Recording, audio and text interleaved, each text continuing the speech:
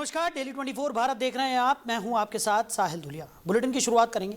आम आदमी पार्टी ने शनिवार को दिल्ली के कॉन्स्टिट्यूशन क्लब में E20 ईंधन नीति के विरोध में नेशनल टाउन हॉल का आयोजन किया और कार्यक्रम को संबोधित करते हुए अरविंद केजरीवाल ने केंद्र सरकार से 3 प्रमुख मांगे रखी। उन्होंने कहा कि पेट्रोल पंप्स पर E20 के साथ शुद्ध पेट्रोल का विकल्प उपलब्ध कराया जाए, शुद्ध पेट्रोल की कीमत E20 से कम हो और पेट्रोल की कीमत 84 रुपये प्रति लीटर से नीचे लाई जाए। केजरीवाल ने आरोप लगाया कि E20 नीति लोगों पर जबरन थोपी जा रही है। उन्होंने दावा किया कि इससे वाहनों की माइलेज घट रही है और इंजन पर भी असर पड़ रहा है। अपने दावों के समर्थन में उन्होंने एक निजी संस्था के सर्वे का हवाला दिया। साथ ही सरकार से E20 पर किए गए वैज्ञानिक अध्ययन और रिपोर्ट सार्वजनिक करने की मांग की। अपने संबोधन में उन्होंने लोगों से इलेक्ट्रिक वाहन अपनाने की अपील भी की और भविष्य में ईंधन मिश्रण बढ़ाने की संभावना को लेकर चिंता जताई। तो केजरीवाल ने समर्थकों से सोशल मीडिया पर अपनी राय खुलकर रखने की भी अपील की। वहीं केंद्र सरकार की ओर से इन आरोपों पर इस संदर्भ में तत्काल कोई प्रतिक्रिया सामने नहीं आई है। और आज आपकी सहमति चाहता हूं कि हमारी 3 मांग हैं। पहली मांग, हर पेट्रोल पंप पे या अलग अलग पेट्रोल पंप पे आप हमें ऑप्शन दो। अगर हम प्योर पेट्रोल लेना चाहें या E20 लेना चाहें, हमारी मर्जी होनी चाहिए कि नहीं होनी चाहिए, उसी से पता चल जाएगा। अगर आप ये ऑप्शन दोगे E20 बिका, तो इसका लाभ आपका E20 सही है। भाई मार्केट है, मार्केट को तय करने दो ना। तो ऑप्शन मिलनी चाहिए। E20 खरीदना चाहे तो E20 कोई खरीदे, और अगर प्योर पेट्रोल खरीदना चाहे तो प्योर पेट्रोल। दूसरी डिमांड, प्योर पेट्रोल से E20 सस्ता होना चाहिए। और तीसरी डिमांड मैंने कैलकुलेट करा है, आज जबरदस्ती तेल कंपनियों को फायदा पहुंचाने के लिए पेट्रोल महंगा कर रखा है। पेट्रोल 84 रुपए से कम होना चाहिए, 84 रुपए लीटर से। मंजूर है ये तीनों डिमांड? तो ये 3 डिमांड आज हम करते हैं।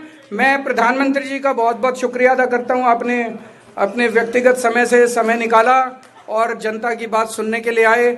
मैं रिक्वेस्ट करता हूं कि वापस जाके आप अपनी कैबिनेट में चर्चा करेंगे और इस निर्णय को वापस लेंगे। भारत माता की इंकलाब। वहीं राजधानी दिल्ली में शनिवार देर रात भूकंप के हल्के झटके महसूस किए गए। राष्ट्रीय भूकंप विज्ञान केंद्र यानी NCS के अनुसार रिक्टर स्केल पर भूकंप की तीव्रता 2.9 दर्ज की गई। भूकंप का केंद्र दिल्ली का उत्तरी जिला रहा। कम तीव्रता होने के कारण किसी प्रकार के जान माल के नुकसान की खबर नहीं है। दिल्ली सिस्मिक जोन 4 में स्थित है, जिसे मध्यम से उच्च भूकंपीय जोखिम वाला क्षेत्र माना जाता है।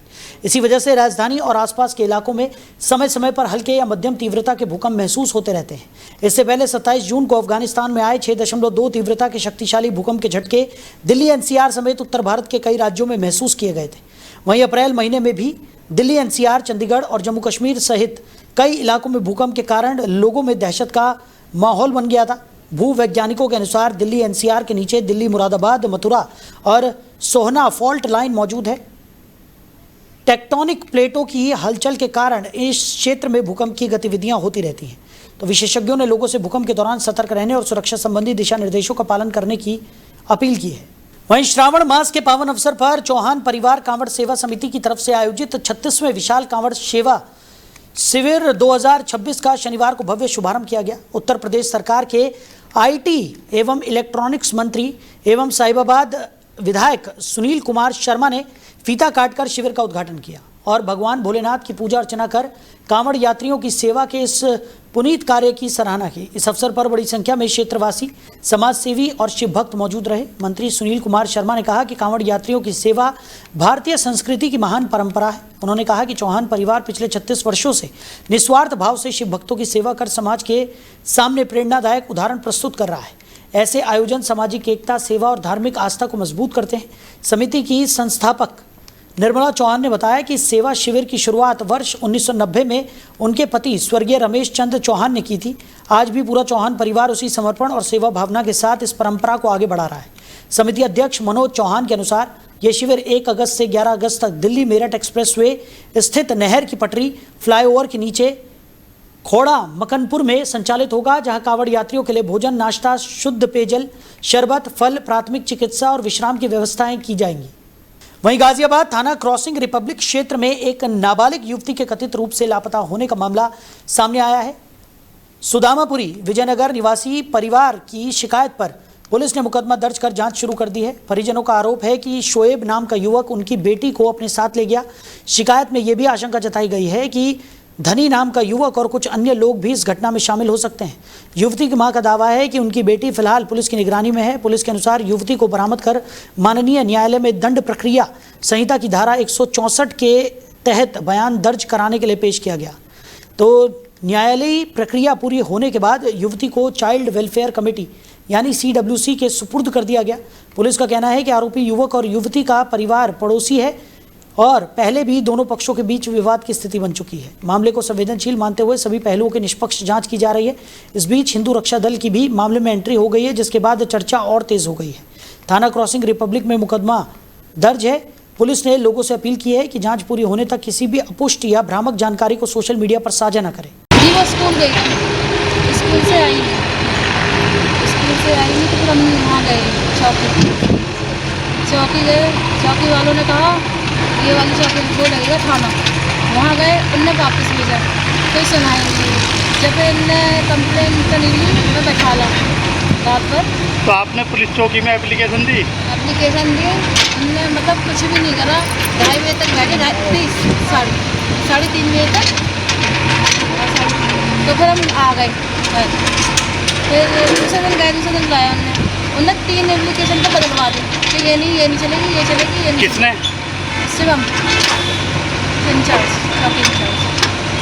ये 4 दिन से अपनी बिटिया के लिए नाबालिग लड़की है, वो 16-17 साल की जाटव परिवार से है और ये पुलिस प्रशासन से परेशान होकर हिंदू रक्षा दल के पास आए हैं। इनका कारण ये है, इनकी नाबालिग लड़की को एक झादी मुल्ला, उसका नाम है शोएब, उसके साथ एक सनी नाम का लड़का और एक विक्रम जो तस्कर है, यहाँ का लाल क्वार्टर पर रहता है, उसने इनको डरा धमका कर 3 दिन से परेशान कर रखा। चौकी इंचार्ज शिवम जो भी है, कमला हॉल के चौकी इंचार्ज है, उन्होंने इन्हें गुमराह कर रखा, कभी थाने कभी चौकी।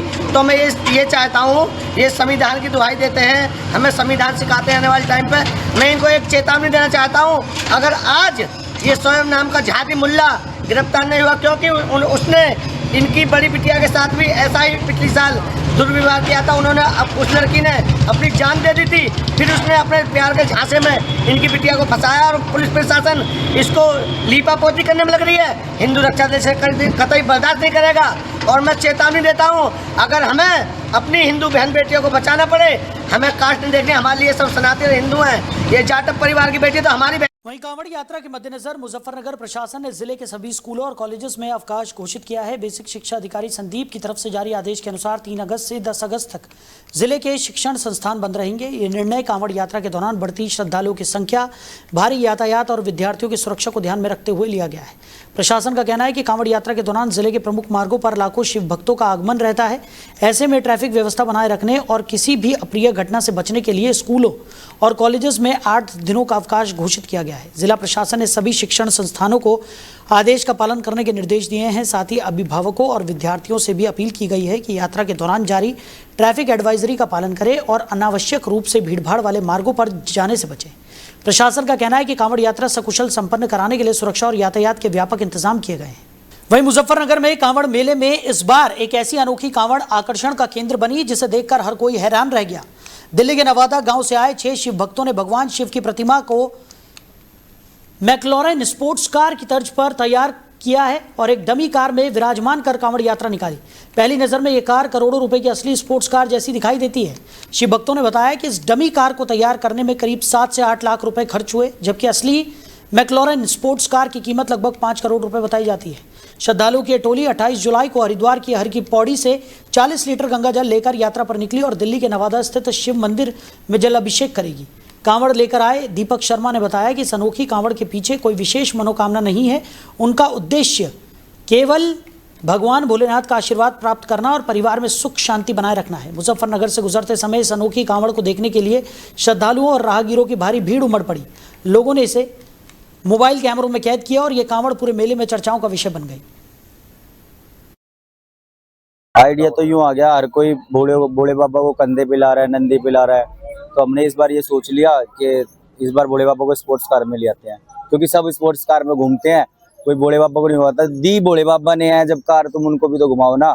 तो हमने सोच लिया इस बार भोले बाबा को स्पोर्ट्स कार में घुमा देते हैं, खुद घूमे ना घूमे। अच्छा, उसमें ड्राइविंग कौन कर रहा है? बजरंगबली ड्राइविंग कर रहे हैं, गणपति बाबा जी साइड में बैठे हैं और दोनों ने सीट बेल्ट लगाई है। आप सभी भाइयों से यही निवेदन रहेगा, सारे अपनी। वहीं थाना भवन में सावन के पावन महीने में कस्बे के मोहल्ला मुजवरान के नन्हे बच्चों ने अपनी अनोखी भक्ति और रचनात्मकता से सभी का दिल जीत लिया है। बच्चों ने बिस्किट और टॉफियों से भगवान महाकाल का आकर्षक स्वरूप तैयार किया, जबकि शिव पिंडी का रंग बिरंगी झालरों, सुनहरी सजावट और आकर्षण लाइटिंग से मंदिर जैसा भव्य रूप दिया।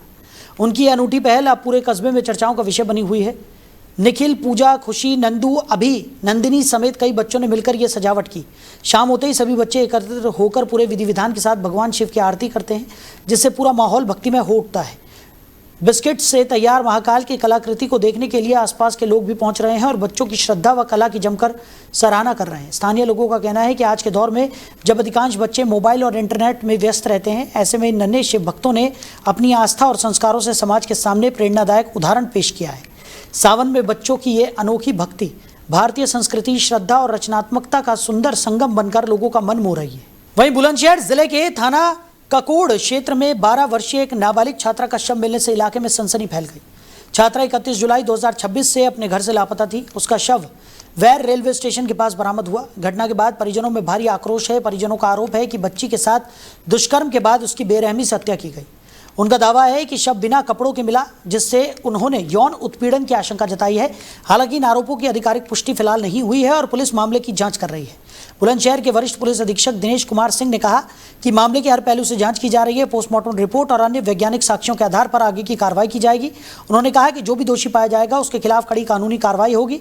पोस्टमार्टम हाउस पहुंचे सिकंदराबाद विधानसभा क्षेत्र के भाजपा विधायक लक्ष्मी राज सिंह ने पीड़ित परिवार को न्याय दिलाने का भरोसा दिलाया। पुलिस के अनुसार परिजनों की तहरीर के आधार पर मुकदमा दर्ज करने की प्रक्रिया जारी है। जांच पूरी होने के बाद ही घटना के कारणों और परिस्थितियों को लेकर स्पष्ट जानकारी सामने आएगी। ककोड़ थाना का एक बैर रेलवे स्टेशन है, वहाँ पे एक बच्ची की डेड बॉडी मिली थी। चोटें हैं बॉडी पर, तो हत्या है इसमें स्पष्ट है वो तो। अब उसके कारण के वाले पोस्टमार्टम कराने के लिए भेजा हूँ और सारी टीमें लगाई गई हैं। इसमें लगभग लोग काम कर रहे हैं मौके पे। मैं भी अभी जा रहा हूँ दोबारा फिर वहाँ पे देखने के लिए। अफसोस ये है कि कल 3 बजे दिन से गायब हुई थी और कोई रिपोर्ट ही नहीं हुई इसकी जरा भी। 112 पे भी कॉल हुई होती तो हम लोग बचा पाते, कोशिश करते, तो कोई सूचना ही नहीं आई इसको लेकर के और ये अफसोस सबको है। 12 साल की बेटी जो है थाना क्षेत्र जो ककोड़ वैन में उसका शरीर जो है मिला है लगभग 4:30-5 बजे की बता रहे घटना। और वो कल से अपने परिवार से 3 बजे घर से गई थी, ऐसी सूचना मिली है। और परिवार के लोगों ने उसे ढूंढा लेकिन मिली नहीं रात। लेकिन परिवार के लोग जो है पुलिस को नहीं बता पाए। परिवार बहुत सीधा बताया जा रहा है कि बहुत सीधा परिवार है और माँ भी बहुत सीधी है उसकी। वहीं हरिद्वार से गंगा जल लेकर लौट रहे दिल्ली के उत्तम नगर निवासी 13 कांवड़ियों के एक दल को सड़क हादसे का शिकार होना पड़ा। पैदल यात्रा कर रहे श्रद्धालुओं को एक पिकअप वाहन ने टक्कर मार दी, जिसका वीडियो सोशल मीडिया पर तेजी से वायरल भी हो रहा है। हादसे में कई कांवड़ खंडित हो गई और कुछ कांवड़िए घायल भी हुए। हालांकि राहत की बात यह रही कि सभी श्रद्धालु सुरक्षित हैं और किसी की जान को खतरा नहीं हुआ। हादसे के बाद घायल कांवड़ियों ने हिम्मत नहीं हारी, धार्मिक परंपराओं के अनुसार नई पवित्र कांवड़ उठाई और अपनी यात्रा दोबारा शुरू कर दी। शिव भक्तों का कहना है कि भगवान भोलेनाथ की कृपा से बड़ा हादसा टल गया और उन्हें आगे बढ़ने का साहस मिला। यह हादसा हरिद्वार से यात्रा शुरू होने के बाद हुआ था। घटना के बाद सोशल मीडिया पर वायरल वीडियो को लेकर चर्चाएं तेज हैं। श्रद्धालुओं की आस्था और संकल्प को देखते हुए स्थानीय लोगों ने भी उनकी सहायता की। घायल कांवड़िए अब नई कांवड़ के साथ अपने गंतव्य की ओर रवाना हो चुके हैं। ये घटना आस्था, साहस और कठिन परिस्थितियों में भी श्रद्धा बनाए रखने का एक उदाहरण बन गई है। आपका नाम? मेरा नाम आकाश बोला है। आकाश बोले, आप कहाँ से कहाँ जा रहे हो? और एक वीडियो वायरल हो रही है जिसमें एक बोलेरो पिकअप गाड़ी आपकी कावड़ को टक्कर मार रही है। वो वीडियो कब की है और क्या कुछ ये पूरा मामला हुआ था? हम हरिद्वार से दिल्ली जा रहे थे। जैसे हम जल भर के निकले हाईवे पे, पीछे से गाड़ी आई एक पिकअप। वो पता नहीं नींद में था कैसे से उन्होंने टक्कर मारी हमें। हम भाई गिर गया, हमारे 2-3 बोले गिर गए और मैं भी गिर गया। तो एक बोला बेहोश हो गया, हम चिल्लाने लग गया। मैंने उठाया, मेरे एक चाचा थे, एक दोस्त हो रहा है मेरा, उसने चाचा को उठाया, फिर सीधा हम हॉस्पिटल चले गए। वो गाड़ी वाला भाग गया। अच्छा, कितने लोगों को चोट लगी है जो कावड़िए थे? बोले 3-4 लोगों को चोट लगी है। फिर दोबारा आपने यात्रा शुरू की है? जी हाँ जी, वन जी बोले कि कुछ भी हो जाए हम बोलों को लेके जाएंगे तो जाएंगे कावड़ा। वहीं कांवड़ यात्रा को सुरक्षित और व्यवस्थित ढंग से संपन्न कराने के लिए मेरठ जोन के एडीजी भानु भास्कर ने शनिवार को मुजफ्फरनगर पहुंचकर कांवड़ मार्ग का पैदल निरीक्षण किया। उन्होंने शिव चौक, रामपुर तिराहा और बागोवाली चौराहे सहित प्रमुख मार्गों का जायजा लिया और सुरक्षा और यातायात व्यवस्थाओं की समीक्षा की।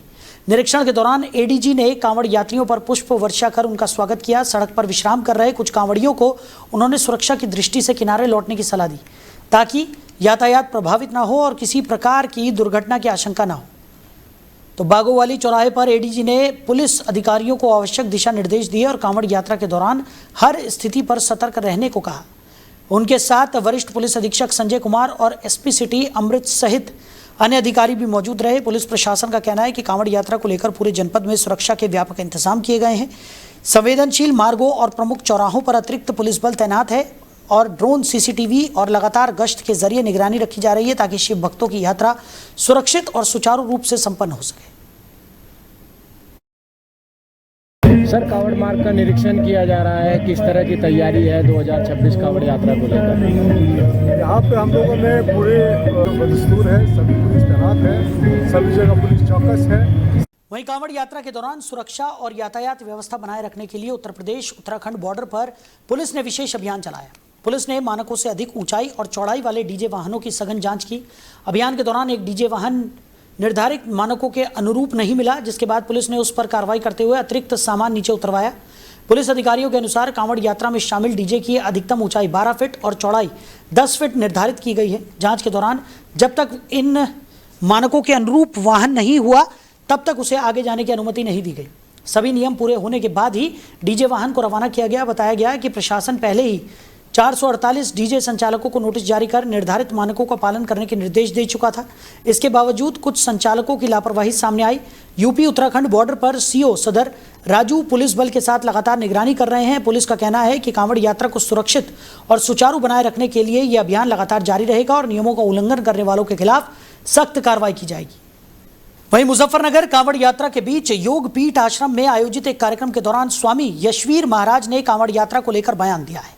उन्होंने कहा कि कांवड़ यात्रा सनातन धर्म की आस्था का प्रतीक है और इसकी पवित्रता बनाए रखना सभी श्रद्धालुओं की जिम्मेदारी है। स्वामी यशवीर महाराज ने कहा कि अगर कोई मुस्लिम पुरुष टोपी पहनकर या मुस्लिम महिला बुर्का पहनकर कांवड़ यात्रा में शामिल होती है तो वो इसका विरोध करेंगे। उन्होंने कहा कि हिंदू समाज इस तरह के किसी भी प्रयास को स्वीकार नहीं करेगा। साथ ही उन्होंने ये भी कहा कि अगर किसी को सनातन धर्म में आस्था है तो वो वापसी कर सनातन परंपरा को अपनाए, इसके लिए वो निमंत्रण देते हैं। यशवीर महाराज का ये बयान सामने आने के बाद क्षेत्र में चर्चाएं तेज हो गई हैं। फिलहाल इस बयान पर अन्य पक्षों की प्रतिक्रिया भी सामने आई हैं। कांवड़ यात्रा के दौरान प्रशासन लगातार सुरक्षा व्यवस्था पर नजर बनाए हुए है और पुलिस ने लोगों से शांति एवं सौहार्द बनाए रखने, साथ ही किसी भी प्रकार की भ्रामक या भड़काऊ जानकारी फैलाने से बचने की अपील की है। देखिए, मेरा ये कहना है, यदि मुस्लिम महिलाएं, मुस्लिम पुरुष कावड़ श्रद्धावश ला रहे हैं तो इसका तो मैं धन्यवाद करता हूं, लेकिन वो जो कावड़ ला रहे हैं महिलाएं बुर्के में और मुस्लिम लड़के अपने मजहब की गोल टोपी ओढ़ करके ला रहे हैं, मैं इसका घोर विरोध करता हूं। क्योंकि कावड़ हमारी सनातन धर्म की परंपरा का, आस्था का प्रतीक है। यदि उनको कावड़ लानी है तो अपने मजहब की वर्दी में न ला करके सनातन धर्म की कावड़ की जो भगवे रंग की वर्दी है उस वर्दी को पहन करके ही लाएं। लेकिन यदि वे इस तरह अपनी वर्दी में कावड़ लाने का एक ढोंग करते हो, मीडिया में छाने का कार्य करते हो, ये हिंदू समाज बर्दाश्त नहीं करेगा।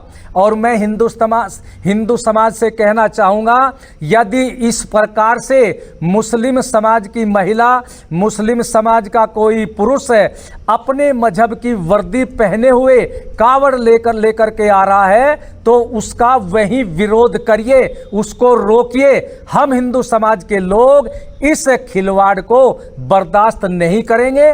और यदि वे कहें हमारी तो आस्था है, सनातन धर्म में आस्था है, तो मैं निमंत्रण देता हूं उनको, वो घर वापसी कर लें। और घर वापसी भी नहीं करते, लेकिन कावड़ लानी है तो फिर अपनी वर्दी में नहीं, सनातन धर्म की वर्दी में कावड़ लाए, तब हिंदू समाज उनको कावड़ लाने का अधिकार देगा। तो मुजफ्फरनगर कांवड़ यात्रा 2026 के दौरान एक अनोखी कांवड़ श्रद्धालुओं के आकर्षण का केंद्र बनी हुई है। मेरठ निवासी शिव भक्त आकाश सैनी अपनी 10 सदस्यीय टोली के साथ 301 लीटर गंगाजल की कांवड़ लेकर हरिद्वार से मेरठ के औघड़नाथ मंदिर के लिए रवाना हुए। उनका कहना है कि उन्होंने ये कांवड़ गौ माता को राष्ट्रीय माता घोषित किए जाने की मनोकामना के साथ उठाई है। जानकारी के अनुसार आकाश सैनी ने 22 जून को हरिद्वार के हर की पौड़ी से गंगाजल उठाया था। ये उनकी तीसरी बड़ी कांवड़ यात्रा है। इससे पहले भी वो 261 लीटर गंगाजल की कांवड़ लेकर यात्रा कर चुके हैं। रास्ते में जहां जहां उनकी कांवड़ पहुंचती है वहां श्रद्धालुओं की भीड़ उमड़ पड़ती है और स्थानीय लोग उनका स्वागत करते हैं। शुक्रवार को रात में जब आकाश सैनी की टोली मुजफ्फरनगर के खतौली क्षेत्र में पहुंची तो श्रद्धालुओं ने भजन कीर्तन के साथ उनका स्वागत किया। आकाश के साथी आयुष ने बताया कि पूरी यात्रा के दौरान भोजन और अन्य व्यवस्थाएं उनकी टीम स्वयं कर रही है। उन्होंने कहा कि उनकी ये यात्रा भगवान शिव की कृपा और गौ माता के प्रति आस्था को समर्पित है। बोले कब जल उठाया था आपने? 22 जून दिन सोमवार रात 11:30 बजे। कितना जल लेके चल रहे? 300 प्लस। कोई खास वजह? खास वजह गौ माता को राष्ट्र माता बनाना। अच्छा, पहली बार ला रहे हो? तीसरी बार। इससे पहले कितना जल उठाया? 261। तो कहाँ तक जाओगे? काली पलटन औघड़नाथ मंदिर मेरठ। मेरठ तक। तो कितने लोग हैं आपकी टीम में? टीम में जी जल तो हमारा बोले चला रहा और 10-15 लोगों की हमारी टीम है। अच्छा, तो जैसे हम लोग अब तक यहाँ तक आ चुके हो, किस तरह की व्यवस्थाएं आपको दिखाई दी? व्यवस्था अच्छी है जी, अपने यूपी में अच्छी व्यवस्था है हर चीज़ की। उत्तराखंड में थोड़ी सी समस्या है बस। कैसी समस्या है? कुछ वही है उठने बैठने की। अच्छा, बाकी खाने पीने की व्यवस्था सब हमारी अपनी है। गैस सिलेंडर, खाने पीने की हर चीज़ की व्यवस्था। तो फिलहाल इस बुलेटिन में मेरे साथ इतना ही। आप बने रहिए। नमस्कार।